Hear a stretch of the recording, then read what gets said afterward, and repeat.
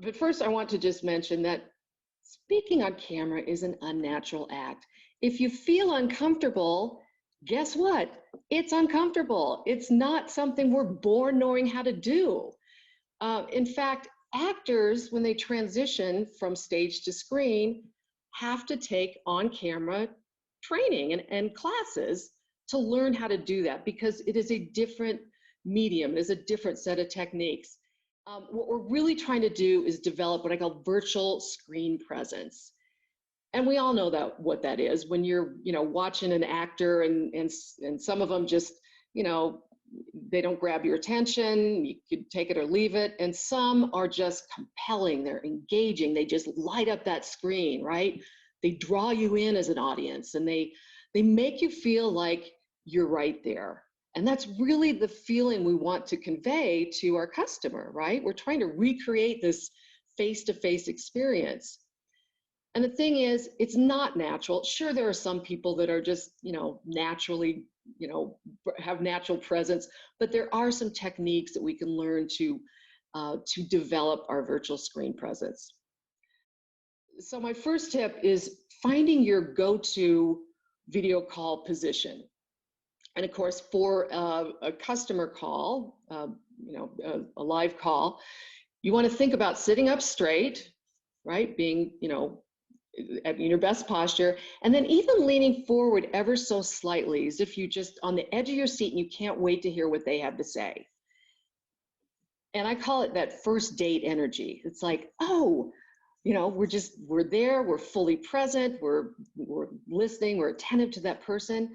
Of course, you don't want to do the whole moon eyes, that you would on a first date, but it's that type of energy. So what we want to do is bring ourselves at our best to the camera, not just showing up, I want to be myself. Okay, I don't want to see the you that's, home on the couch channel surfing. I want to see you that's fully present and engaged and excited to have this conversation. So that means we need to sort of know a few things like, when are you at your best? What does that look and feel like? And even more importantly, how do you get there, right? How do you get to that place where you're best so that you can consistently recreate that? The good and bad news is that you don't need to love being on camera, but you do need to like the camera. I gave up on loving. You don't have to fall in love with it, but you need to like it. Have you ever seen someone or heard somebody say, the camera just loves him. It just lights up when they see him. The thing is, it's not necessarily the camera that loves him. It's that person, that actor, or that person that they love the camera. They love communicating, being able to communicate to the person on the other side of that camera. And that's really all it is. It's a vehicle for us to connect with someone else. My next tip is, it kind of starts with, your first impression and thinking about your stage. You really have to be your set designer, as it were, and think about what is my audience seeing and what is it communicating? The other tip I want to share is this idea that less is more on camera. And you may have noticed this when you see people move on camera very quickly.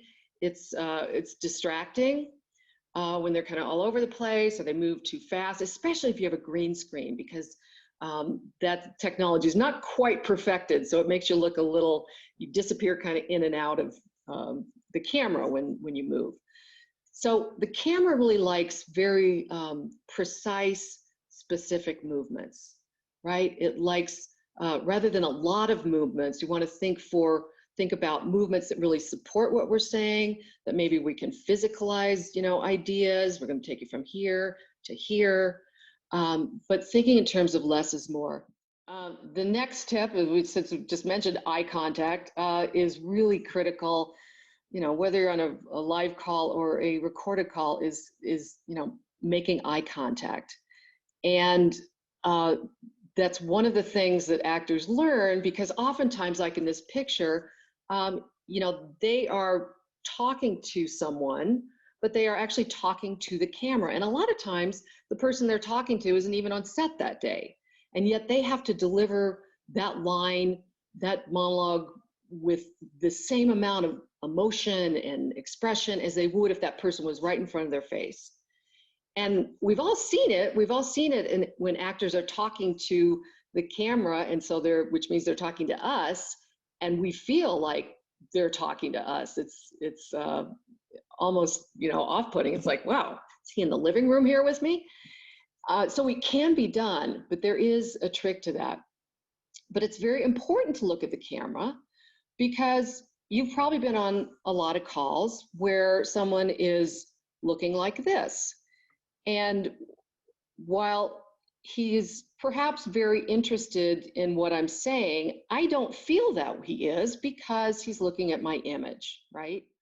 This one is really about practicing going what I call over the top.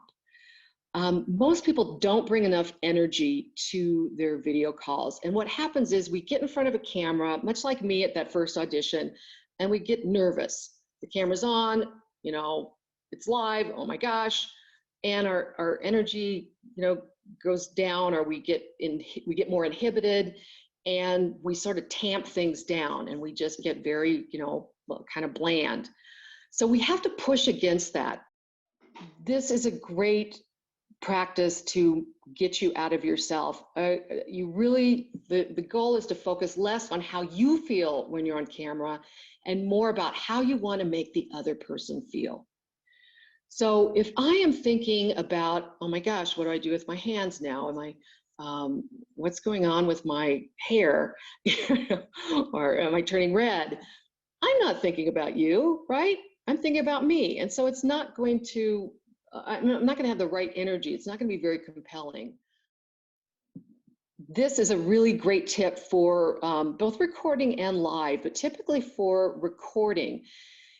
This term, hold the last beat, it applies to actors when they're on set. So if they're recording something, somebody's shooting film, and that actor delivers that impactful line, like I'll just bring in one from a movie I remember, you can't handle the truth. Now, he's got to hold that last beat, because that camera is going to stay on him for a few moments, because they're going to let that cut, let that shot linger a bit, because it's so impactful and they want it to have an impact on the audience, and they also need room to edit, right?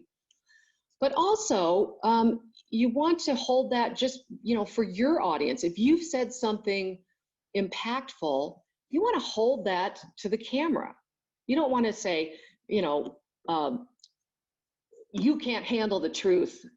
And also, we're going to talk about, we don't want to switch gears. We want to just let the impact of what we said stick for a moment. And finally, you can't be awesome or authentic on video if you don't know how you're coming across on video. I think most people just have a generalized, oh, I'm just not good on video, or I just don't look good, or I don't like the way I sound, and they don't really know why. So in order to figure out why, you have to have some kind of feedback or evaluation. And you can do this yourself, or you can outsource it. And I find most people are not, it's hard to give yourself objective feedback on how you look and sound on camera. It really is. But we can also do it for you. And we look for things like, how's your confidence? How's your energy, staging, eye contact, gestures? And once you start to narrow down how you're coming across in different areas, then you know what you're working with, right?